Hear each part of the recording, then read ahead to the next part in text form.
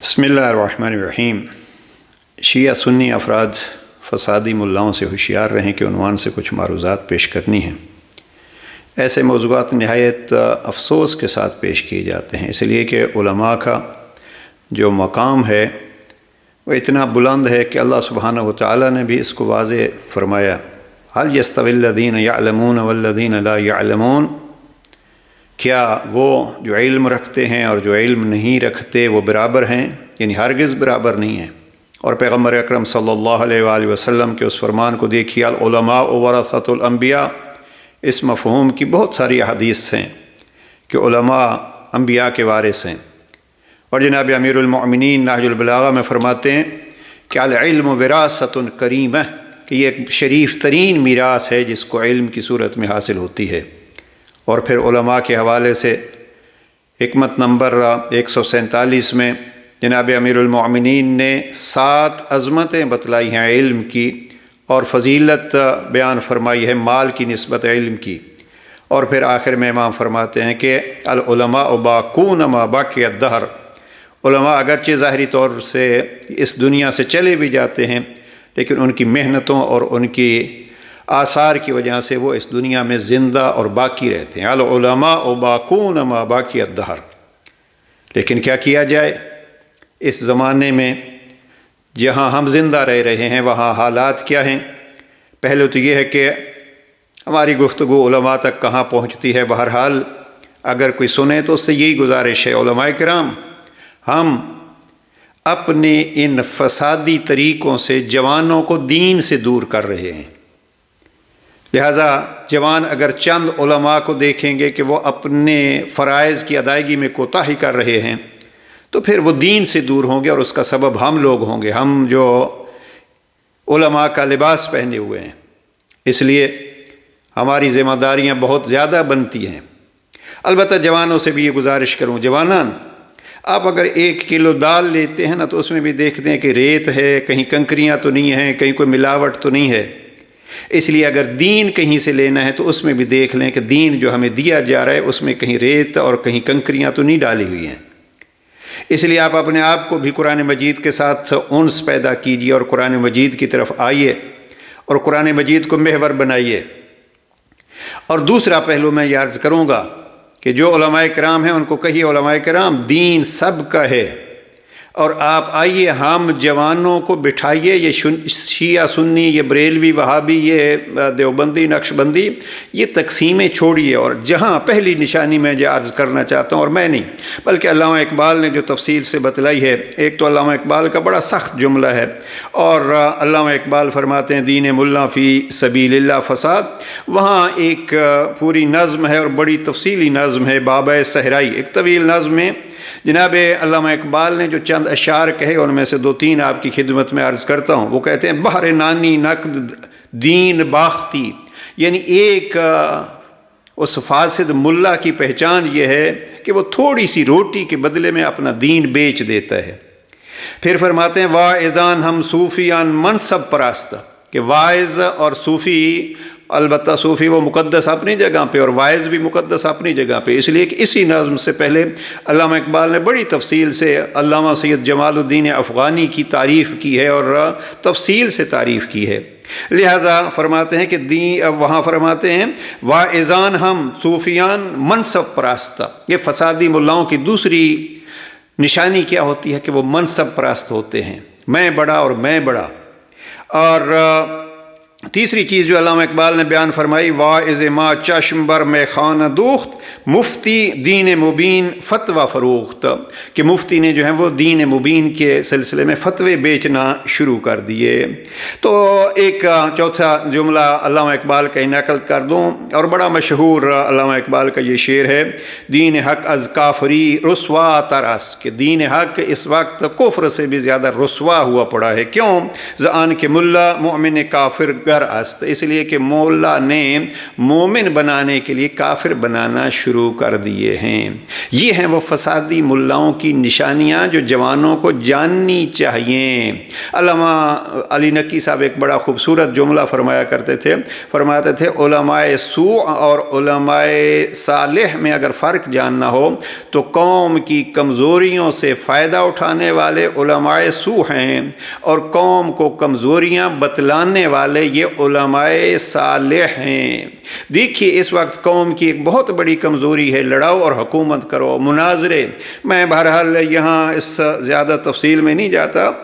دیکھیے اگر کوئی اختلاف رکھتا ہے پیار سے اس کو سمجھاؤ، اور ایک پہچان یہ بھی ہے کہ آج کل ہر بندہ علم کل ہے۔ جناب امیر المومنین نہج اللہ میں فرماتے ہیں کہ اگر کوئی شخص یہ کہتا ہے کہ لا علم میں نہیں جانتا، یہ اقرار نہ جاننے کا یہ بہت بڑا علم ہے۔ لیکن آج اگر کسی کو آزمانا ہو تو دیکھ لیجئے وہ یہ جملہ کسی صورت میں بھی نہیں کہتا کہ میں نہیں جانتا۔ معلوم ہوتا ہے ہر مفتی ہر مولوی جو ہیں وہ علم کل ہے۔ بہرحال یہ چیزیں آپ کے مد نظر رہیں۔ میں ایک کتاب میں دیکھ رہا تھا لکھنؤ کے ایک بزرگ عالم دین کا کہ ایک بڑے لینڈ لارڈ نے اور جو اس وقت مہاراجہ ہوتے تھے انہوں نے بلایا ان کو، اور ٹیبل پہ ایک طرف پسٹل رکھا اور ایک طرف بہت ساری نقدی رکھی، اور کہا کہ جناب میں نے فلاں شخص عورت سے نکاح کرنا ہے جو پہلے آلریڈی نکاح شدہ ہے، مجھے معلوم ہے کہ یہ حرام ہے، لیکن میں نے آپ کو یہ بلایا ہے اس لیے کہ آپ کو یہ نکاح پڑھنا ہوگا، نہیں تو یہ پسٹل آپ کے لیے رکھا ہوا ہے، نہیں پڑھیں گے تو یہ پسٹل ہے، پڑھیں گے تو وہ رقم ہے۔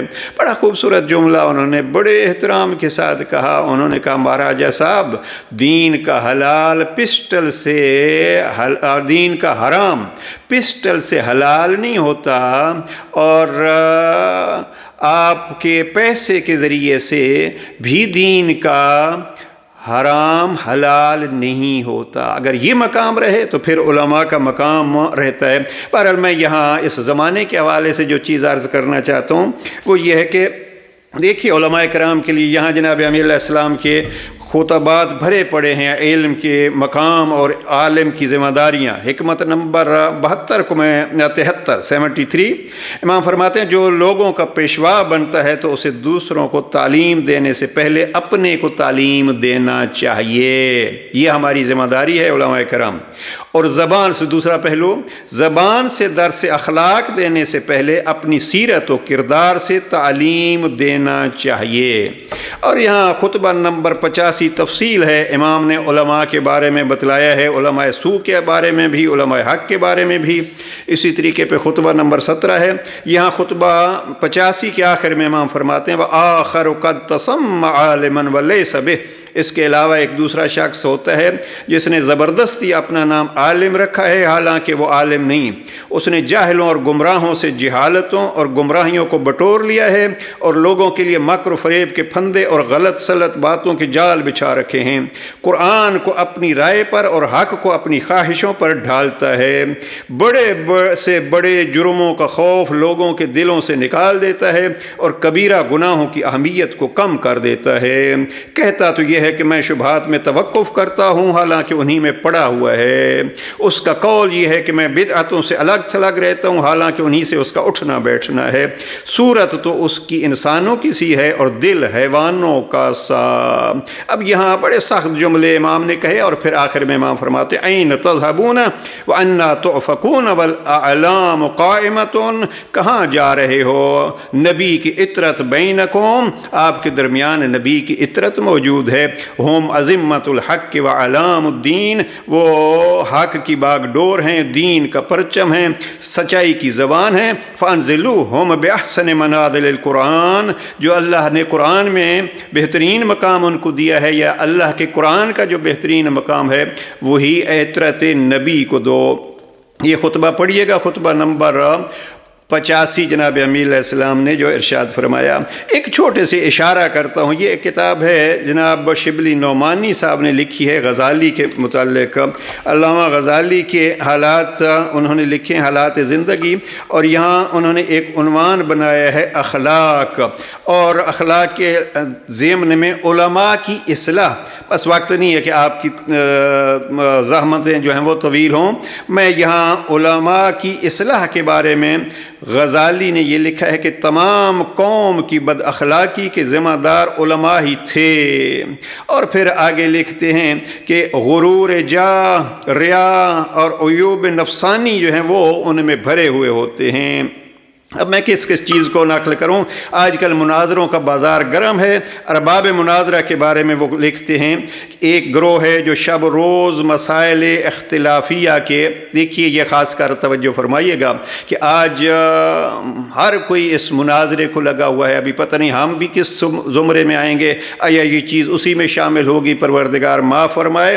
یہاں مفتی کے بارے میں کہا کہ مفتی جو ہیں وہ ایک گروہ ہے جو رات دن فتاویٰ لکھنے میں مصروف ہے، لیکن غرور، حسد، غیبت، مال حرام کھانا، سلاطین کی خوشامد کرتے رہنا، یہ تمام عیوب اس میں پائے جاتے ہیں اور ان کی اصلاح کی کچھ فکر نہیں۔ مناظرے کے بارے میں کہتے ہیں ایک گروہ ہے جو شب و روز مسائل اختلافیہ کے متعلق بحث و مناظرہ میں مصروف رہتا ہے۔ شب و روز یہ تلاش رہتی ہے کہ فریق مخالف کو کیوں کر ساکت کیا جائے، اس کی غلطیوں پر کس طرح مواخذہ کیا جائے، اس کے اقوال میں کیوں کر تناقض ثابت کیا جائے۔ غزالی یہاں لکھتے ہیں، عربی اس شبلی نعمانی نے لکھی ہے، یہ لوگ درندے ہیں اور لوگوں کو ستانا اور بیہودہ پن کرنا ان کی فطرت میں ہے۔ مناظرہ اور مجادلہ صفحہ 209 میں بہت ساری تفصیلی انہوں نے بحث لکھی ہے۔ یہاں لکھتے ہیں کہ اخلاق کی برائی کا ایک بڑا سبب مناظرہ اور مجادلہ کا رواج تھا، اور پھر آخر میں لکھتے ہیں کہ علماء بقول حق کہنے کے لیے آزادی اور دلیری کے ساتھ قوم کی بد اخلاقیوں کو ظاہر نہیں کرتے، بس یہی کبھی ان میں تفاخر ہے، حسد ہے، رشک ہے، اور جہہ پرستی ہے، حب مال ہے، فضول گوئی ہے، کساوت قلب ہے، اور یہ ساری چیزیں ان میں پائی جاتی ہیں۔ پروردگار علماء کرام کو اپنے فرائض اور عوام کو اپنے فرائض انجام دینے کی توفیق نصیب فرمائے۔ لیکن پھر اپنے موضوع کو دہراتے ہیں، عزیزان علماء حق اور علماء سو کو جانیے اور ان فسادی ملاؤں سے ہوشیار رہیے جو بھائیوں کو کسی نہ کسی ذریعے سے ایک دوسرے سے دور کرتے ہیں۔ ممبر پہ بیٹھتے ہیں تو محسوس ہوتا ہے دین کا کل درد ان کے اندر ہے، اور جب آپ ذاتی حالات دیکھیں تو دین بھی دنیا کی خاطر بیچ دیتے ہیں۔ ان کا مقصود دنیا ہوتی ہے۔ علی علیہ السلام خطبہ 32 میں ارشاد فرماتے ہیں وہ دین کے ذریعے سے دنیا کو خریدتے ہیں۔ پروردگار ہمیں ایسے افراد سے محفوظ فرمائے اور ہمیں بھی اس صف میں شمار ہونے سے محفوظ فرمائے۔ والسلام علیکم ورحمۃ اللہ۔